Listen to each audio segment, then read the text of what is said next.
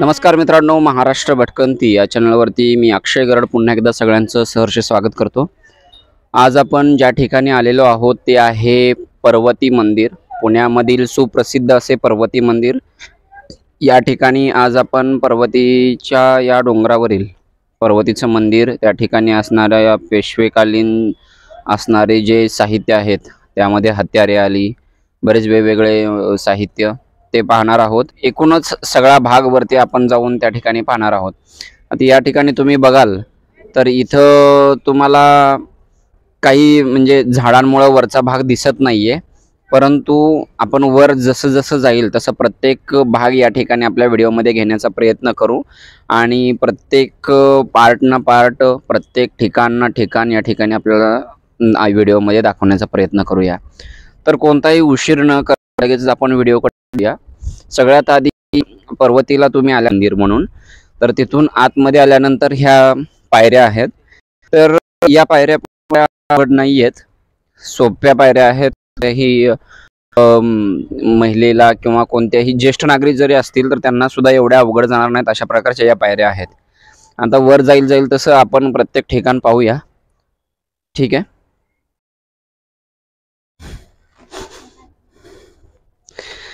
मित्रांनो, या ठिकाणी तुम्ही पर्वतीला आल्यानंतर सर्वप्रथम एक 50 पायऱ्या चढल्यानंतर तुम्हाला उजव्या बाजूला डोंगर म्हणजे दगडगोटे आणि डाव्या बाजूला ही छोटीशी ओपन जिम, खुली जिम जिला म्हणतात, ती जिम तुम्हाला इथं बघायला मिळेल।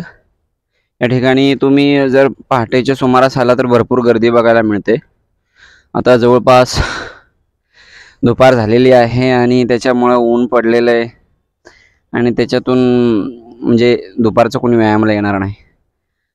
तरी इथं तुम्ही बघितलं तर हा ॲक्च्युली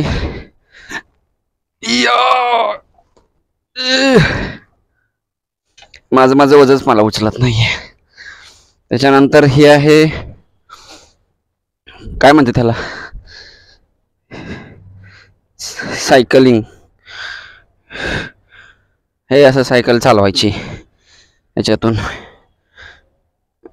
जर ह्याच्यातून सावकाश सावकाश सायकल चालवायला लागते। जर लय फास्ट चालवली तर सायकल डायरेक्ट हॉस्पिटलमध्ये जाते। त्याच्यानंतर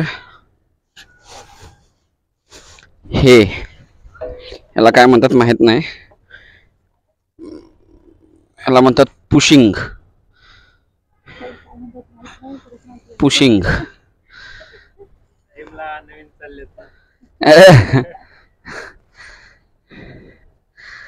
त्याच्यानंतर चौथी हे ह्याचं तुटलेलं आहे। त्याच्यानंतर हा आहे म्हणतात डबल सायकल।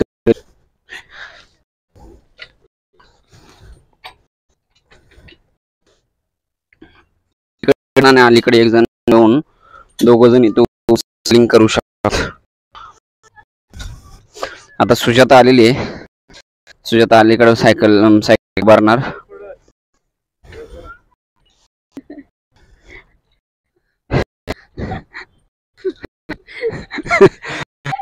हसत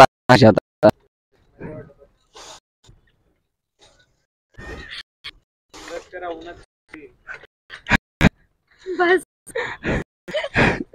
बस कर तू, बस कर की मग तू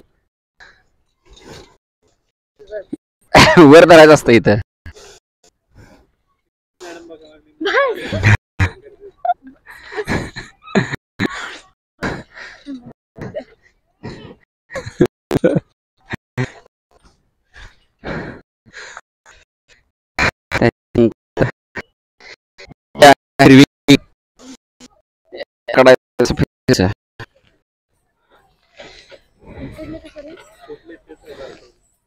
ते बार काय ते तुझ्यासाठी।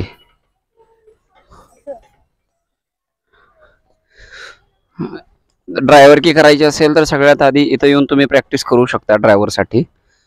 फक्त काही फिरवायचं असतं का ड्रायव्हर?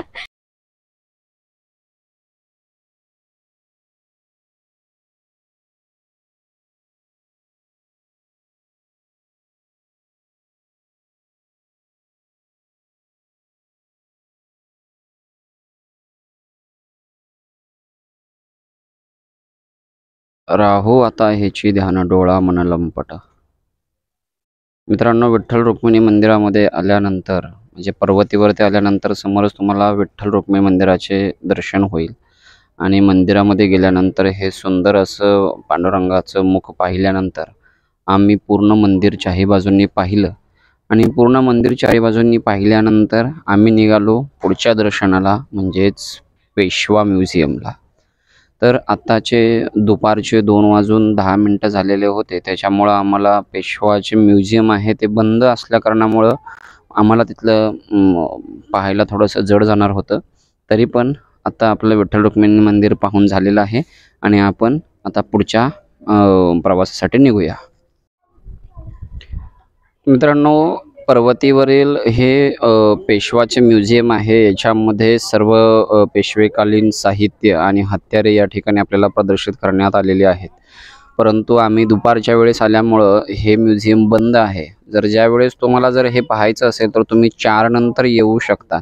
आणि इथं 20 रुपये तुम्हाला प्रवेश फी भरून या ठिकाणी सर्व तुम्ही म्युझियमच्या आतील असणारे सर्व साहित्य आणि हत्यारे पाहू शकता. श्रीमंत बाळाजी बाजीराव तथा नानासाहेब पेशवा यांचे चिरविश्रांती स्थान. मित्रांनो, बाळाजी बाजीराव उर्फ नानासाहेब पेशवे यांचे निधन स्थान या ठिकाणी आहे. म्हणजे विश्रांतीच्या ठिकाणीच त्यांचं निधन सुद्धा आपल्याला झालेलं आहे असं सांगण्यात येत आहे. श्रीमंत बाळाजी बाजीराव उर्फ नानासाहेब पेशवे यांचे निधन पर्वतीवर शके 1683 ज्येष्ठ वद्य षष्टी इसवी सन 1671 जून 23 रोजी झाले.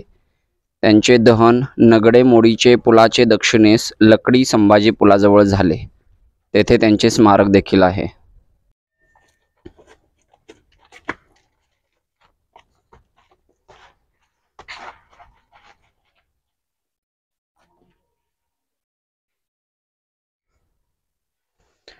मित्रांनो, हे आहे पर्वतीवरील असणारे कार्तिक स्वामींचे मंदिर.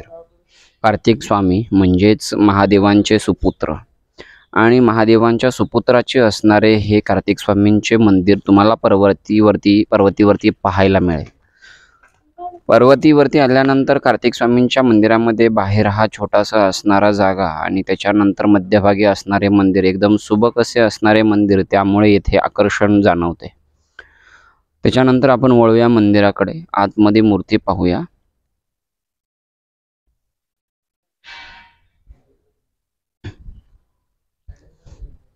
आतमध्ये श्री कार्तिक स्वामींची जी मूर्ती आहे ती अतिशय सुंदर आणि मनमोहक आहे.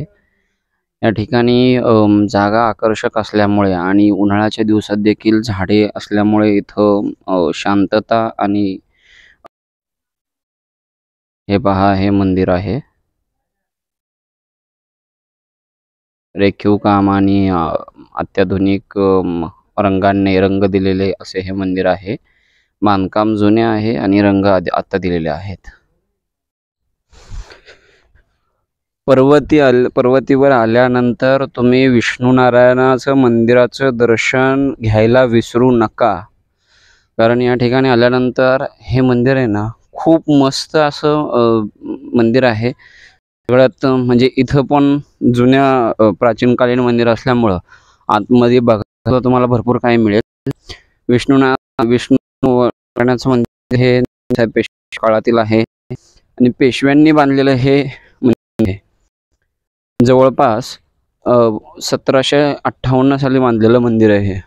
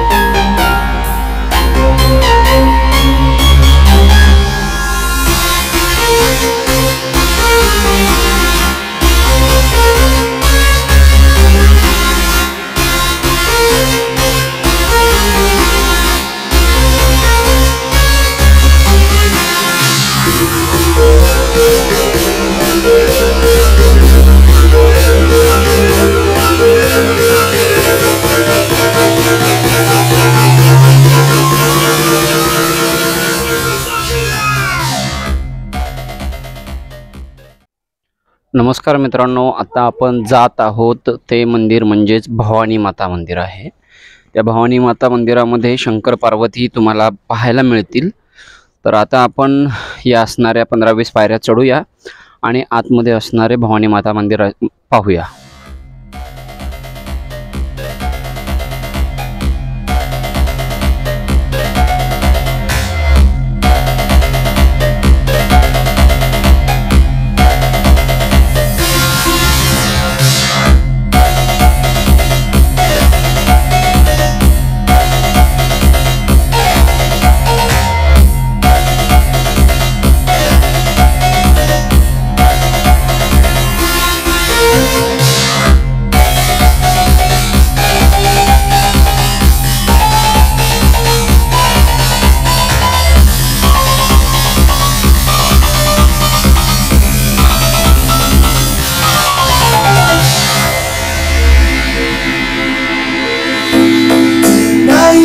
We gonna friends out.